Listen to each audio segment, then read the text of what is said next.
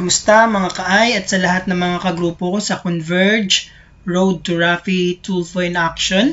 So ngayong araw na ito, i-share ko yung aking experience kung ano yung ginawa ko from step 7 hanggang sa mapunta ako sa refund. Alright?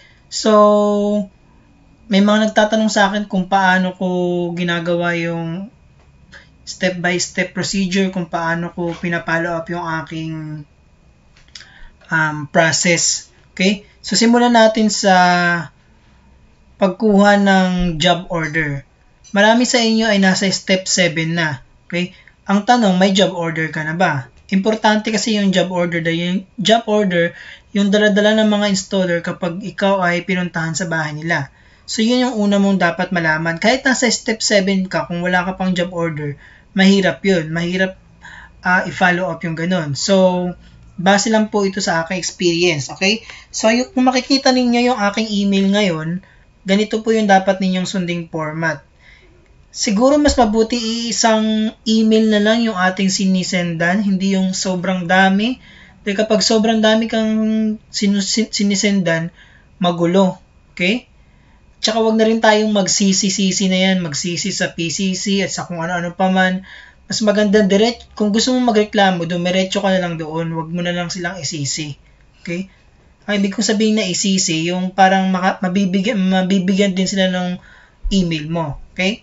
So, ito yung ginawa ko. Nag-email ako sa customercare@convergeict.com. Okay? Yan yung email niya. Ulitin natin, customercare@convergeict.com. Then, yung subject ko, kopyahin nyo na lang with non-technical underscore yung iyong account number. Lagay mo yung account number mo, tapos underscore, complete name mo, start from surname, first name, tapos yung middle initial. And then underscore, lagay mo new application. Okay?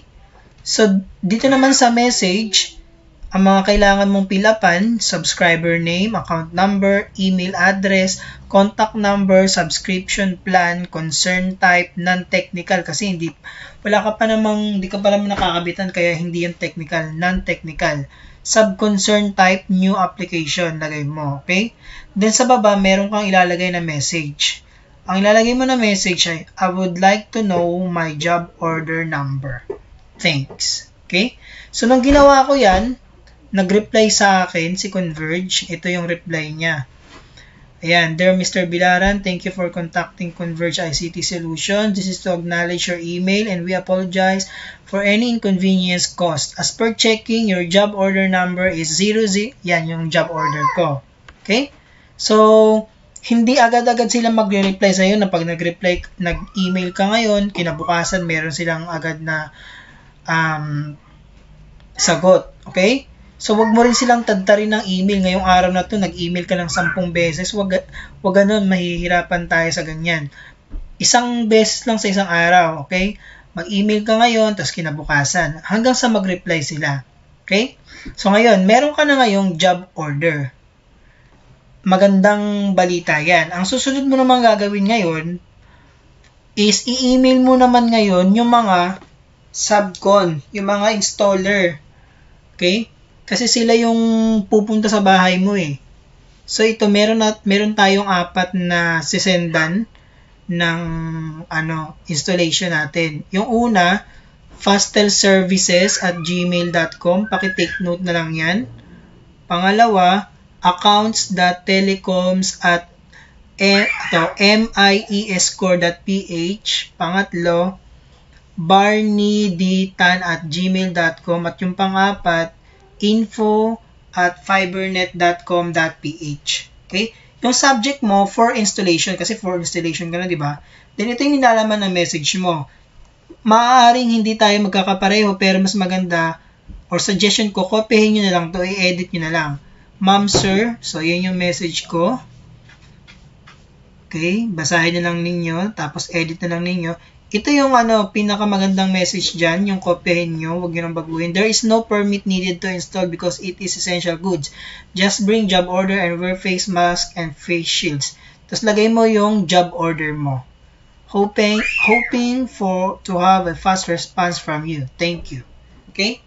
So, inuulit ko, hindi ka agad-agad din makakapag-receive ng email or sagot nila. Kaya, sa isang araw, mag-email ka, pangalawang araw, mag-email ka ulit, parehong nilalaman lang. Okay? So, finally, sumagot sa akin si Fastel. Yung pala ang naka-assign dito sa Caloocan, hindi ko lang alam sa ibang lugar, ang naka-assign is si Anthony Aisais. Okay? Si Fastel. Okay? So, nakalagay kasi dito is yung job order ko lang. Hindi ko nilagay yung address ko. Kaya nagtanong siya sa akin, complete address po. Kaya, idagdag mo pala dito yung dagdag mo dito yung address mo.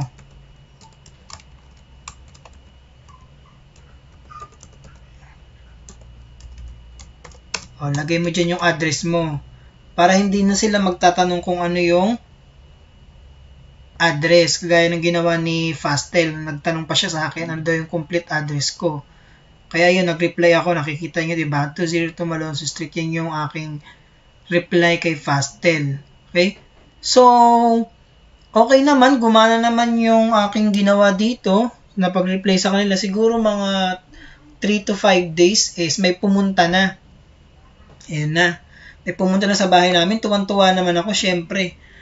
Ang problema, bad trip ako, wrong napping. Wrong napping sila. Ibig sabihin ng wrong napping, yung nap box, yun yung pagkakabitan ng internet connection, mali. Mali yung naibigay sa akin. Bad trip ako. Kasalanan nila yun, yung system ng kanilang computer. Kaya wala akong nagawa kung hindi makiusap. Siyempre sabi ko, baka naman meron sa malalapit dyan na merong available. So hanap kami ng hanap hanggang sa sabi nung installer, ay wala, ubos na, puno na lahat. So, wala akong nagawa. For refund na lang daw. Okay? So, ganun din yung ginawa ko ulit. Customer care. Nag-email ako sa customercare@convergeict.com. Isang email na lang ang sisendan ninyo para hindi magulo, hindi labo-labo. Tapos, yung subject ko, for refund. Okay? So, yung nilalaman ko, ito yung account number, yung name, yung email, contact number, address, subscription type, tapos may message. Yung message na to, edit nyo na lang, okay? Pag nababasa ninyo, edit nyo na lang. Okay? Then, ito yung naging reply sa akin. So, uulitin ko, hindi ito agad-agad magre-reply, kaya sa isang araw, email ka, isang beses, pangalawang araw, isang beses ulit, ganun. Tiyaga lang talaga. Mababad trip ka talaga kapag hindi mo na-control yung emotion mo, kaya tiyaga-tiyaga lang. Then, dito sa refund, ito na, nag-reply na siya. We have received your request for a refund. As per checking, your application is already cancelled and on queue for refund processing. Okay? So, wala pang isang linggo na ibigay na sa akin yung LBC tracking number. Okay? So, para magkaroon ka ng status ng i-check mo yung status mo, pumunta ka dito sa na to, sa email na to. Diyan ko nalalaman kung meron silang tracking number na. Pero ang ginawa kasi sa akin, hindi na sila nag-email dito kung ano yung tracking number ko. Doon na sila diretso nag-email sa aking nag-text na agad sila doon sa cellphone number ko, kaya nagpunta na lang ako ng LBC, na-refund ko na lang. Okay? So, yun lang ang masishare ko sa inyo. Ito ay base sa aking experience.